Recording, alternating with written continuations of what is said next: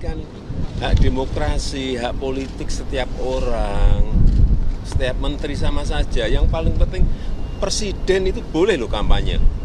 Presiden itu boleh loh memihak. Boleh.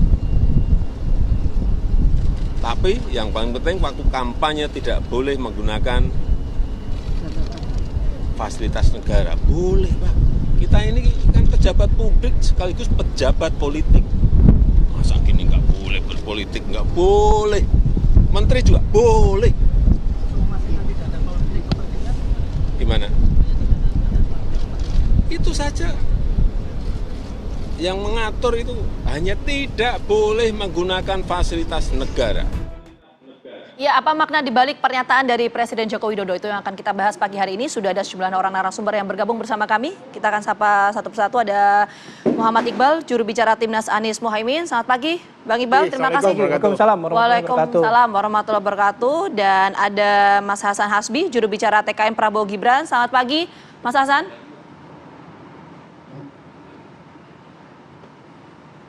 Pagi Mas Hasan. Selamat pagi, kedengeran nggak suara saya? Halo, selamat pagi. Oke, pagi. Terima kasih sudah hadir juga.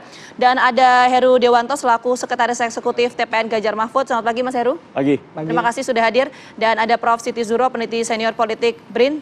Selamat pagi.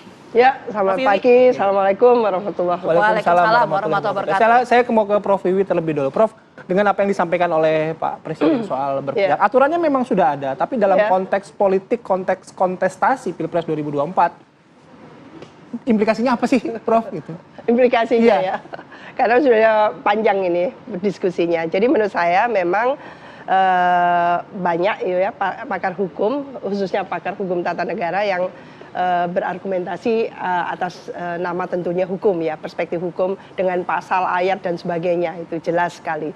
Tapi dalam konteks ini kita harus ingat ada filosofi teks dan konteks gitu ya. Nah, bagaimana presiden dalam hal ini gitu ya memahami filosofi negara bangsa kita ya dalam keadaan pemilu seperti ini. Lalu teksnya itu seperti itu, tapi konteksnya ini loh. Konteksnya itu kita sedang menghadapi gitu ya etika yang menurun, penegakan hukum yang longgar banget gitu ya. Dalam konteks itu kita berpikirnya adalah dampak, implikasi gitu ya. Karena apa? Bangsa yang besar itu memikirkan semua tindakan. Jadi baik itu kebijakan, tutur kata, tindakan, dan implikasinya apa terhadap Indonesia. Bahwa pemilu ini adalah pemilu yang ke-6, serentak yang kedua gitu ya, yang menurut kita gitu ya, publik ini, masyarakat, warga negara ini berharap nanti hasilnya bagus sekali. Maka implikasi-implikasi ini yang harus diminimalisasi sedemikian rupa. Karena apa? Presiden itu luar biasa. Sistem kita sistem presidensial. Ya, demokrasi yang kita jalankan ini menjalankan sistem presidensial. Artinya presiden memiliki otoritas paling tinggi di bidang eksekutif. Oke, apa implikasinya dengan pernyataan presiden seperti itu?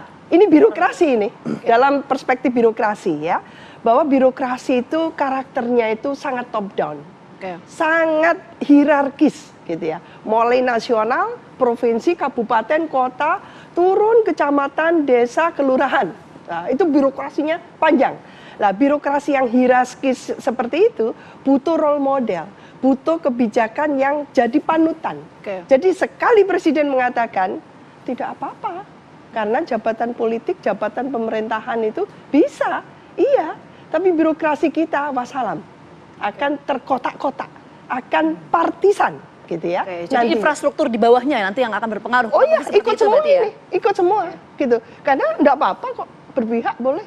Jadi semua gubernur, semua bupati, wali kota, gitu. Bahkan kalau perlu desanya, kepala desa, Pak Camat, semuanya berpihak dan kampanye. Oke, Prof. Wiwi, mungkin saya tambahkan sedikit pertanyaan dari Bayu. Kalau tadi kita bicara soal implikasi, tapi pernyataan Presiden Joko Widodo ini menunjukkan keberpihakan secara terbuka atau memang menjelaskan ya aturan yang berlaku seperti itu? Karena konteksnya ini menjelaskan soal menteri-menteri. Iya, kalau menurut saya itu konteksnya apa dulu? Mungkin itu dulu. Iya, konteksnya mungkin Pak Presiden ingin memberikan awalan bahwa kalau nanti gitu ya, Pak Presiden harus turun gunung gitu, ikut kampanye, ikut tentu gitu ya, mendukung satu pasangan calon tertentu, nggak mungkin tiga-tiganya didukung kan. Jadi salah satu saja gitu. Itu berarti sudah ada awalan gitu ya. Jadi diberikan introduction oleh Pak Presiden ini dengan mengacu pada hukum. Lalu ada profesor-profesor yang membolehkan kan gitu. Ya, secara hukum mungkin iya. Cuman dampaknya Indonesia ini adalah negara yang sangat syarat gitu ya dengan kepemimpinan, dengan suri tauladan, dengan role model. Bahwa presiden adalah tidak sekedar kepala negara dan kepala pemerintahan, tapi beliau ini adalah role model, tauladan bagi semua pemerintahan, masyarakat dan sebagainya. Oke, ada role model ya. Nanti kita akan tanya ya pada peserta Pilpres 2024 ini ada kontestan-kontestannya ya? Masing-masing kita akan diskusi juga lebih jauh, tapi kami harus jeda terlebih dahulu. Kami akan kembali sesaat lagi.